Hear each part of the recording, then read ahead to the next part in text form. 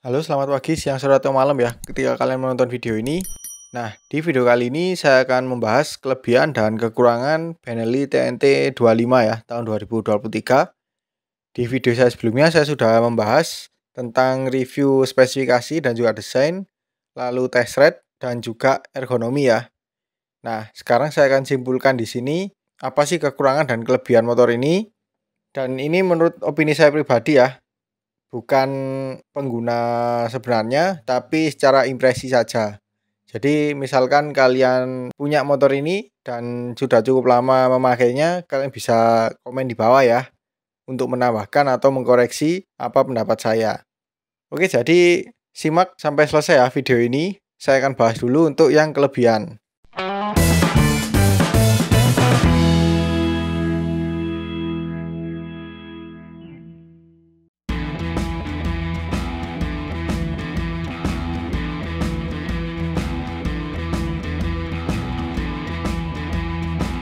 Yang pertama adalah kaki-kaki.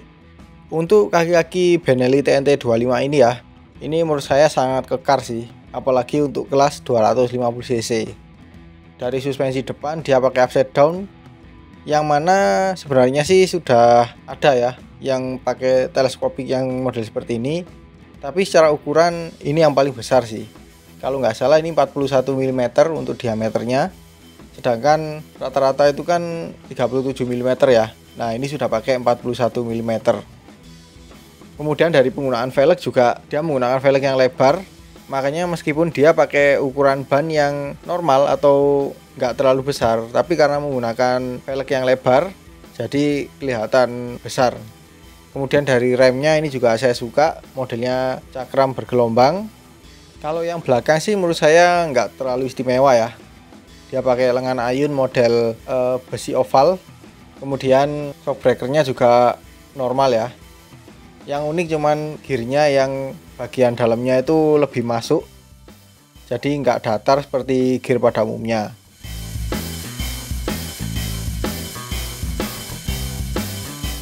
Yang kedua adalah desain. Bicara desain dari bodinya ya, ini sebenarnya menurut saya bukan yang bagus tapi bukan yang jelek juga, karena kembali lagi ke selera masing-masing ya. Tapi secara garis besar ini lebih membulat-membulat gitu sih. Jadi seperti motor-motor tahun 2010-an lah. Kalau sekarang kan rata-rata tajam-tajam gitu ya. Kalau ini enggak. Jadi ini sangat mirip dengan kakaknya TNT 250 yang versi 2 silinder. Namun sekarang kan sudah diganti dengan 249S ya, yang mana desainnya lebih tajam. Nah, kalau yang ini mirip banget dengan yang versi 2 silinder generasi sebelumnya. Tapi yang saya suka di sini ya itu tadi, desainnya tuh unik. Jadi beda lah dengan motor-motor kebanyakan sekarang ya. Kemudian yang unik selanjutnya adalah di bagian kuncinya, ini saya cukup suka, terutama di anak kuncinya ya. Ini seperti pisau lipat loh. Lalu di bagian spionnya juga unik. Secara fungsi ya, dia lebih baik karena untuk bagian terluarnya bidangnya lebih lebar. Jadi visibilitas ke belakang itu lebih oke.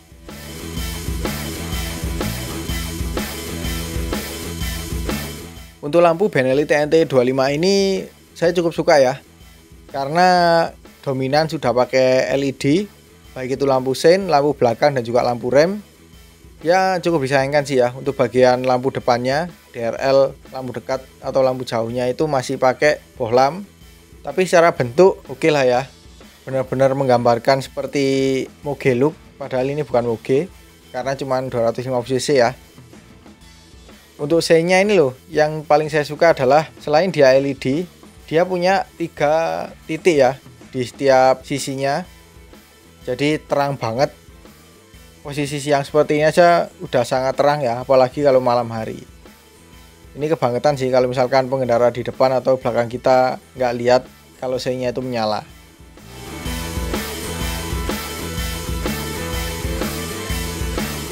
Kelebihan yang keempat adalah tangki bahan bakar. Nah, untuk tangki bahan bakar Benelli TNT 25 ini ya, untuk bagian desainnya di bagian luar itu dilapisi full cover. Jadi kesannya kopong sih ya sebenarnya. Tapi yang saya suka di sini adalah kapasitasnya, di mana dia pakai kapasitas 17 liter yang mana sekarang sudah sangat jarang ya, atau bahkan sekarang nggak ada motor 250 cc yang pakai kapasitas tangki bahan bakar 17 liter, karena sekarang kebanyakan 14 liter ya. Jadi dengan kapasitas segitu kita isi full, jadi semakin jarang ya kita mampir ke SPBU.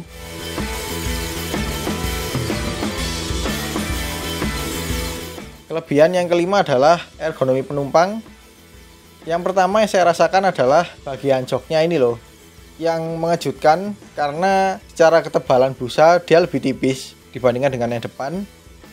Tapi secara tekstur ini lebih empuk dan enak gitu loh diduduki. Secara dimensi juga pas, nggak terlalu kecil, dan karena ini cukup rendah ya, jadi enak gitu loh naik turunnya. Posisinya juga mirip seperti jok tandem, padahal ini dibuat split seat atau terpisah. Dengan posisi seperti ini ya, wah ini sih nyaman banget sih kalau dipakai jarak jauh. Jarak ke pengendara juga nggak terlalu jauh, selisih ketinggian juga nggak terlalu jauh juga, posisi kaki juga pas.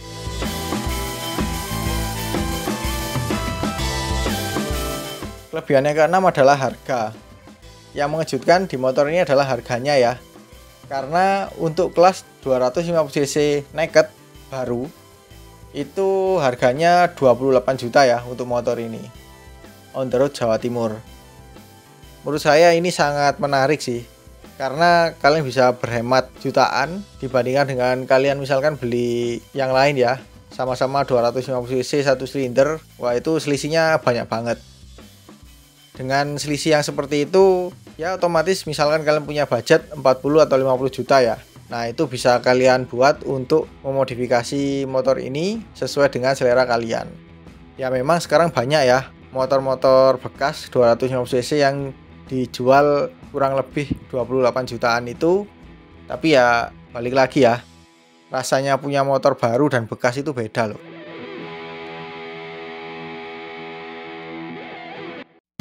Setelah membahas kelebihan, sekarang saya akan membahas kekurangan Benelli TNT 25 2023 ini.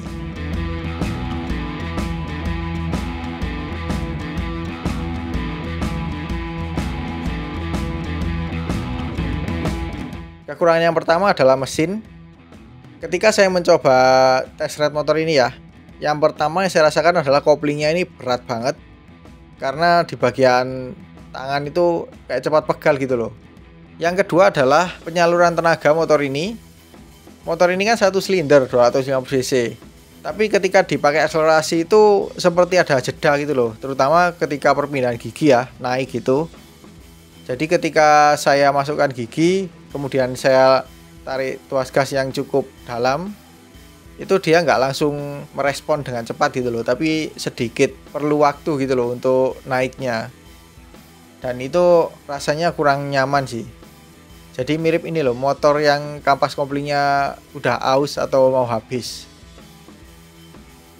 Tapi ketika posisi kita tarik tuas throttle-nya pelan, kemudian kita tarik mendadak ya, itu masih cukup nendang sebenarnya.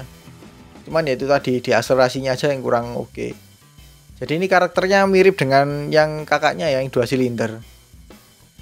Jadi untuk di kelasnya masing-masing, untuk penyaluran tenaganya sih kurang banget.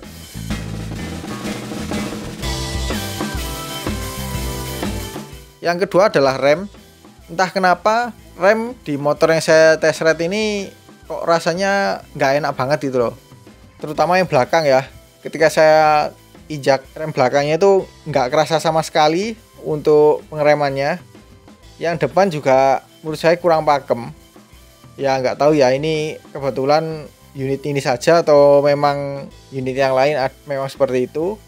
Jadi dengan kondisi seperti ini ya, misalkan kalian punya motor ini, yang wajib di-upgrade adalah pengeremannya, karena itu tadi kurang nyaman sih.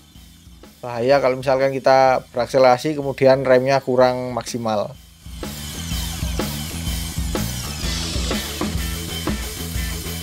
Yang ketiga kekurangannya adalah ergonomi berkendara. Untuk ergonomi berkendara ya, ini menurut saya untuk sebuah motor naked terlalu sporty sih. Karena yang pertama adalah jangkauan tangan ke stang itu cukup jauh. Jadi untuk saya yang tinggi 167 cm sih kesannya bungkuk ya.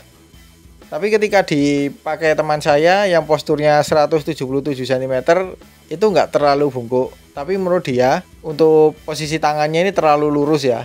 Jadi misalkan kita belok-belok itu masih butuh punggung yang maju ke depan juga.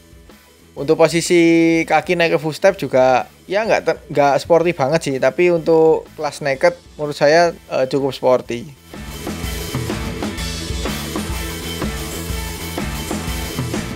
Kekurangan selanjutnya adalah pengendalian yang nomor 4. Pengendalian motor ini sebenarnya enak sih, dipakai bermanuver itu enak. Cuman satu yang menurut saya itu cukup membuat gugup ya. Ketika dipakai putar balik, nah radius putar dari motor ini tuh nggak terlalu kecil, jadi besar banget. Karena luasan belokannya itu sangat terbatas ya, seperti motor sport fairing. Ini dikarenakan penggunaan suspensi depan upside down dengan diameter yang besar ya.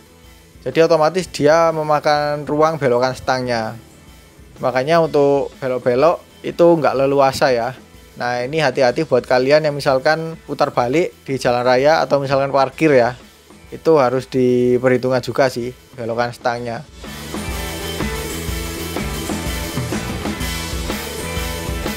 Kekurangan yang kelima adalah panel info. Nah, panel info yang ditampilkan di motor ini menurut saya kurang lengkap ya. Secara ini kan 250 cc.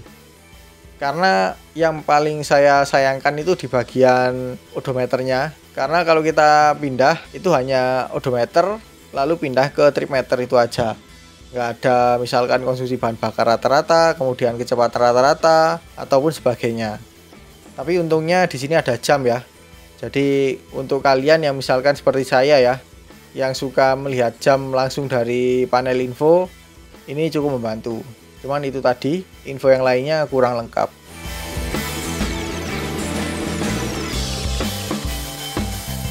Kekurangan yang keenam adalah perawatan. Untuk perawatan Benelli TNT 25 ini ya. Nah, seperti motor-motor lain yang selain merek Jepang ya, Benelli TNT 25 ini juga cukup susah kalau misalnya kita melakukan perawatan.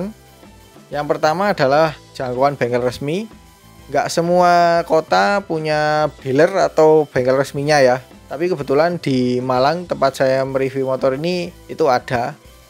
Jadi kalau kalian yang tinggal di daerah-daerah itu cukup kesusahan ya. Misalkan kalian melakukan servis rutin atau semacamnya. Kemudian dari ketersediaan suku cadang itu juga nggak selalu ada, meskipun ada bengkel resminya, tapi untuk suku cadang nggak semuanya ready. Jadi kalian harus inden dulu, dan harganya ini juga nggak semurah motor-motor Jepang ya. Jadi misalkan kalian punya motor ini ya saya sarankan sih ini jadi motor kedua ya, atau motor hobi. Kalau misalkan dipakai sehari-hari dan jadi motor satu-satunya, ya harus siap menerima konsekuensi ya. Misalkan ada trouble atau ada masalah, jadi kalian bisa beresiko tidak mempunyai kendaraan ketika kalian pakai sehari-hari.